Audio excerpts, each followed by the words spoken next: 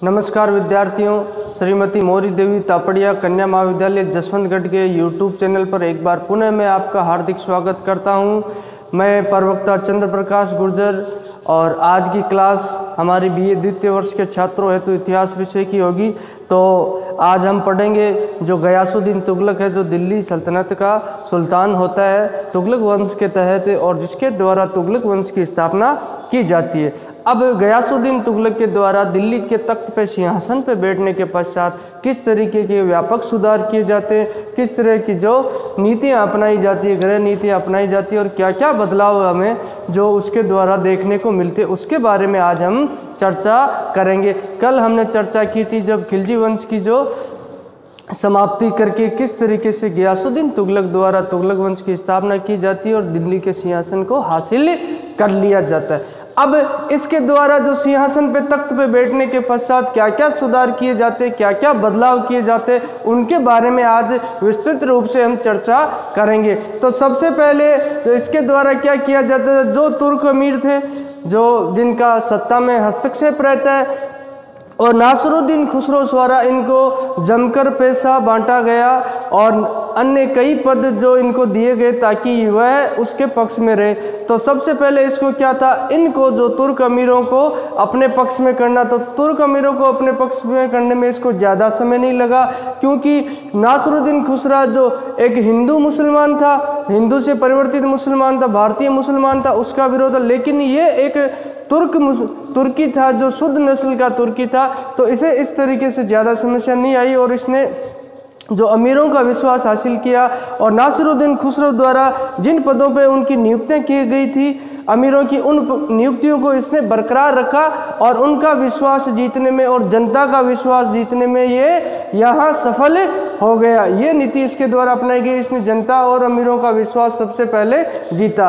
अब उसके द्वारा क्या किया गया, जो जुडिशरी सिस्टम यानी न्याय व्यवस्था में सुधार किया गया। अलाउद्दीन खिलजी के द्वारा जो न्याय व्यवस्था स्थापित की गई थी वो काफ़ी कठोर थी, तो इसने क्या किया, उस न्याय व्यवस्था को त्याग के दूसरी न्याय व्यवस्था अपनाई गई। और इसके द्वारा कौन सी न्याय व्यवस्था अपनाई जाती है, इस्लाम धर्म के अनुसार जो पुराने नियम पहले जो चलते थे शरीयत के अनुसार, जो शरीयत इनकी जो मुख्य किताब वो कानून की किताब मानी जाती है इस्लाम धर्म के अंदर, तो उसके अनुसार और जो कुरान है, कुरान के नियमों के अनुसार इसने क्या किया, जो नियमों का पुनर्निर्माण करवाया और जो राजनीतिक नियम है जो उनको तैयार कराया और न्यायिक सिद्धांत इसके द्वारा तैयार किए जाते हैं। और इस्लाम के अनुसार भी इसने एडमिनिस्ट्रेशन व्यवस्था जो यानी प्रशासनिक व्यवस्था, जो शासन सार्वजनिक शासन की व्यवस्था, उसमें परिवर्तन किया और इस तरीके से इसने न्यायिक व्यवस्थाओं में और जो जुडिशरी सिस्टम के अलावा इसने जो सार्वजनिक जो शासन की व्यवस्था है उसमें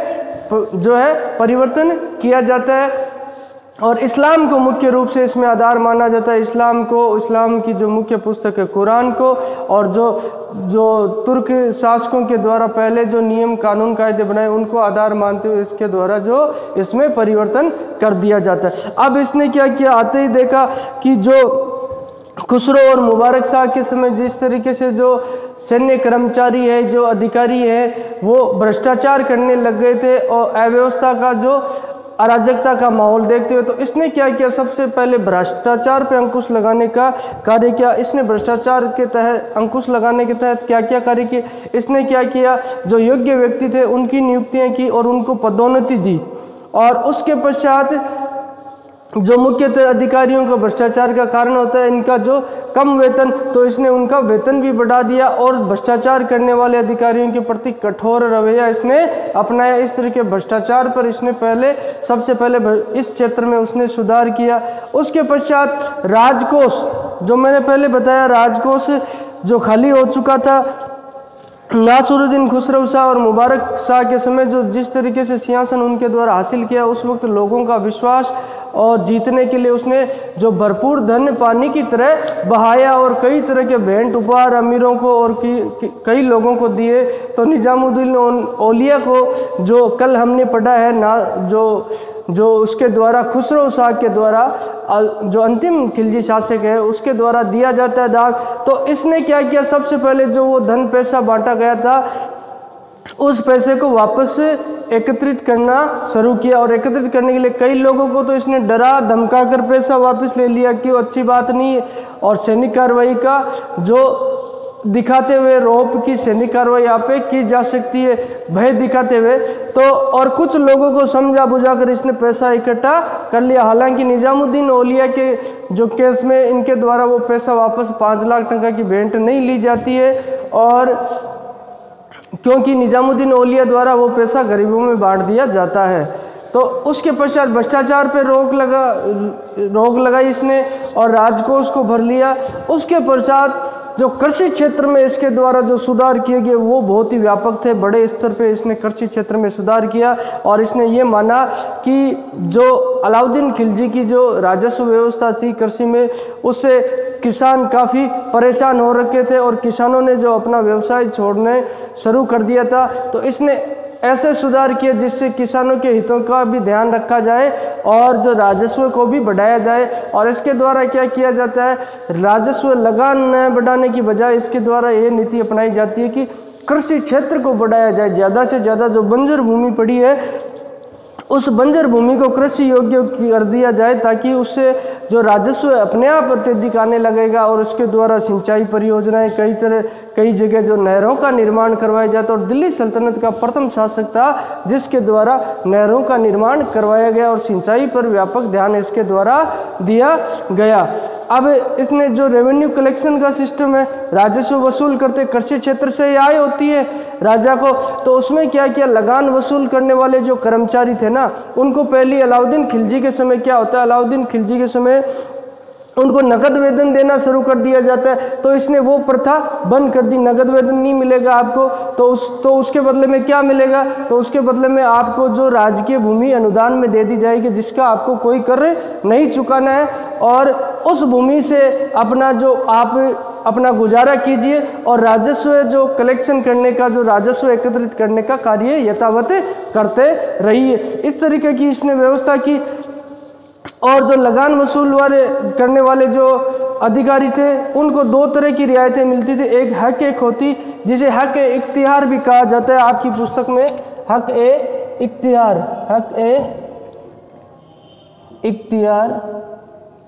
इख्तियार भी कहा जाता है यहाँ पे। तो इसके द्वारा क्या, हक ए खोती को तो जो राजस्व एकत्रित करने वाले अधिकारी उनको लौटा दिया। हक ए खोती ऐसी होती है, अगर इसने 11 रुपये एकत्रित किए राजस्व के रूप में, जितना राजस्व एकत्रित किया 10-11 रुपये, उसमें 50 पैसा इनका हक और अधिकार के रूप में, यानी जो इनके खर्च आता है उस खर्च के आधार पे इसने वो रेवेन्यू एकत्रित करने के समय ये अधिकार इनको जो अधिकारियों को दिया जाता। एक किस्मत खोती होती, किस्मत खोती के अनुसार वो अपने गांव से सभी किसानों से, जो जमींदार है राजस्व एकत्रित करने वाले, वो अपने स्तर पे जो पैसों की वसूली करता है उसे किस्मत खोती कहा जाता है, जो अनिवार्य होती है। लेकिन ये अधिकार इसके द्वारा नहीं दिया गया, किस्मत खोती को बंद कर दिया जाता है गियासुद्दीन तुगलक के द्वारा। अब इसने एक जो अपने जो वजीर थे उनको ये आदेश दिया, उनको ये कहा कि जो बार बार जो किसानों कर बढ़ाने का जो सिस्टम है उसके तहत एक बार में, यानी वार्षिक कर 1/10 यानी 10 रुपये है, तो उसमें अगर 10 रुपये करे तो उसका 10वां भाग सिर्फ 1 रुपये प्रतिवर्ष या 1/11 इतना ही प्रतिवर्ष बढ़ाया जाएगा। इसके अलावा ज़्यादा कर नहीं बढ़ाया जाएगा। दीवान वजारत, जो दीवान वजारत इस क्षेत्र के प्रधानमंत्री होते हैं, दीवान वजारत जो इस क्षेत्र के कृषि कलेक्शन से संबंधित होते हैं, डिपार्टमेंट के मुख्य होते हैं, जो प्रधानमंत्री होते हैं इस क्षेत्र के। जैसे अपने फाइनेंस मिनिस्टर होता है, रेलवे मिनिस्टर होता है, उस तरह रेवेन्यू कलेक्शन का जो कृषि क्षेत्र का मुख्य होता था दीवान वजारत कहलाता। उसको आदेश दिया गियासुद्दीन तुगलक ने कि 1 वर्ष में 1/10 या 1/11 से अत्यधिक कर वृद्धि नहीं होनी चाहिए।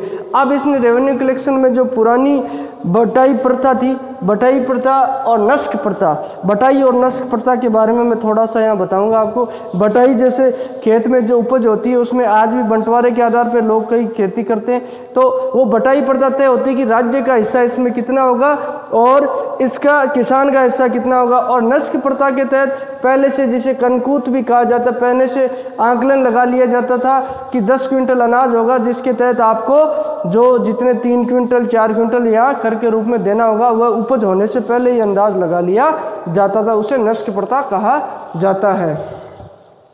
इसने क्या किया, किसानों के हितों का ध्यान रखा और किसानों को कृषि ऋण उपलब्ध करवाए किसानों को, ताकि वह कृषि क्षेत्र से उनका मोह भंग न हो, कृषि को छोड़कर इधर उधर न जाए और कृषि उत्पादन में अपना भरपूर सहयोग दे। और अकाल के समय जो टैक्स लिया जाता था राज्य की तरफ से, उस टैक्स को इसने माफ़ किया। जिन क्षेत्रों में अगर अकाल के समय किसी तरह का जो उपज नहीं होती है या किसी किसानों की फसलें बर्बाद हो जाती है, तो उसके दौरान गयासुद्दीन तुगलक द्वारा उस वर्ष का टैक्स इनके द्वारा माफ़ यहाँ कर दिया जाता है।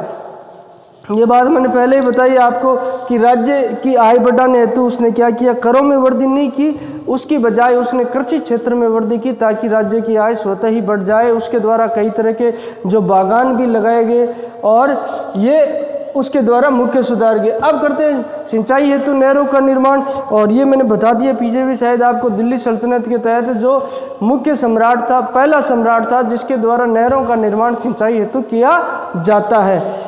अब बात करते हैं आगे, तो पुलिस व्यवस्था है, तो इसके अंदर सुधार किया जाता है। इस गयासुद्दीन तुगलक के द्वारा जो मार्गों, तत्कालीन इतिहासकार लिखता है बर्नी कि मार्ग पूरी तरह से सुरक्षित हो गए थे, चोर लुटेरे डाकुओं ने अपना व्यवसाय छोड़ दिया था और वो कृषि करने लग जाते हैं और अराजकता की व्यवस्था को इसके द्वारा समाप्त किया जाता है पुलिस व्यवस्था के तहत। अब सैनिक व्यवस्था की बात करें तो सैनिकों को अपने पक्ष में करने के लिए जो खुसरो शाह है, खुसरो शाह द्वारा भरपूर धन इनको बांटा गया, तो वो पैसा इसको क्या करना था, वापस लेना था। तो इसने क्या किया, सैनिकों के पास 1 साल का जो वेतन होता है उतने पैसे तो उन्हीं के पास रखने के लिए उन्हें अनुमति दे दी, और वापस जो पैसे उसके अलावा अतिरिक्त पैसे थे उन पैसों को धीरे धीरे जो उनके वेतन से जो भरपाई करने का कार्य इसके द्वारा शुरू किया जाता है। और विद्रोही सैनिकों, आलसी सैनिकों को इसके द्वारा अपनी सेना से निकाल दिया जाता है और सैन्य प्रशासन सेना का खुद ये जो निरीक्षण करता है और सेना को सुदृढ़ इसके द्वारा यहाँ कर दिया जाता है। अब हिंदुओं के प्रति नीति बताते हैं, हिंदुओं के प्रति इसकी नीति जो बताते हैं मध्य मार्ग की, तो इसके तहत इसने क्या किया, ये कहा कि हिंदुओं के पास इतना भी पैसा नहीं होना चाहिए कि हिंदू विद्रोही गतिविधियां और षड्यंत्र करने लग जाए, और इतना पैसा भी नहीं होना चाहिए कि विद्रोह और षड्यंत्र करने लग जाए, और सारा पैसा भी हमें नहीं लेना है ताकि हिंदुओं को भूख मरने की नौबत आए और वह कृषि करना छोड़ दे और उस कृषि क्षेत्र से उनका, कृषि व्यवसाय से उनका मोह भंग होए और वह कृषि क्षेत्र को छोड़कर इधर उधर जाने लगे। तो इसलिए उन्होंने मध्य मार्ग की नीति अपनाई। ये कहते हैं कट्टर वैसे मुसलमान था, फिर भी इसने जो अपनी जो कूटनीति के द्वारा हिंदुओं के मध्य और मुसलमानों के मध्य जो सामंजस्य और तालमेल इसके द्वारा बैठाया जाता है, और इसके द्वारा जो यातायात व डाक व्यवस्था उस सिस्टम को सुधारा। अगर किसी राज्य की मजबूती का मुख्य आधार होता है इंफॉर्मेशन सिस्टम, अगर आपको सूचनाएं सही समय से सही तरीके से समय रहते मिल रही है, जो उसका सिक्योरिटी सिस्टम ले लो, चाहे आप जो उसकी इंटेलिजेंसी ले लो, तो इंटेलिजेंसी के तहत इसने क्या सिस्टम किया, हर 2 या 3 मील से, तो इसमें मील का सिस्टम आपको बता दूं, 1 मील में लगभग 3.25 किलोमीटर होते हैं, तो हर 2-3 मील में हरकारे नियुक्त कर दिया। हरकारे किसे कहते हैं, तो हरकारे मतलब जो उस समय क्या ये मोटर वाहन तो थे नहीं, और आज की तरह जिस तरीके से व्हाट्सएप से मैसेज करते हैं वो सिस्टम भी नहीं था, टेक्नोलॉजी थी नहीं। तो उस समय क्या होता है, किसी संदेश को अगर राजा के पास पहुंचाना होता तो ये हरकारी नियुक्त होते। यहाँ एक व्यक्ति को नियुक्त कर दिया उसको, और वह आगे जो 2 या 3 मील पर आगे 10 किलोमीटर जाके वह मैसेज तुरंत उसको देगा, और उसी मैसेज को वो आगे के 10 किलोमीटर दौड़ के वो पहुंचा। इस तरीके से दिल्ली तक प्रति मतलब प्रतिदिन है जो 12 घंटों के अंदर 100 मील तक मैसेज यानी लगभग 350 किलोमीटर तक इन्फॉर्मेशन ऐसे ही पहुँच जाती थी। व्यक्ति दौड़ दौड़ के पहुँचा देते थे और घुड़सवारों की नियुक्ति की उन्होंने, जो ताकि उससे क्या है सल्तनत और राज्य के तहत होने वाली हर गतिविधियों पे इसकी नज़र रखी जाए। और विद्वानों का सम्मान इसके द्वारा किया जाता है। इसमें जो उलेमा वर्ग है, जो साहित्यकार है, उनको इसके द्वारा अच्छी भेंट की जाती है। अमीर खुसरो उसी समय के जो इतिहासकार है, उसी समय अमीर खुसरो की इसने 1000 टंका जो पेंशन इसके द्वारा कर दी जाती है। और इसने क्या है, इस्लाम को ये मानने वाला व्यक्ति है। इसके द्वारा जो मद्यपान यानी दारू, जो शराब का सेवन है, संगीत, नृत्य और व्यभिचारी है, इनको इस्लाम के विरुद्ध इसके द्वारा माना जाता है। तो ये मूल रूप से गयासुद्दीन तुगलक की जो किए गए सुधार है, बदलाव है बोले तो, और गृह नीति इसके द्वारा अपनाई जाती है।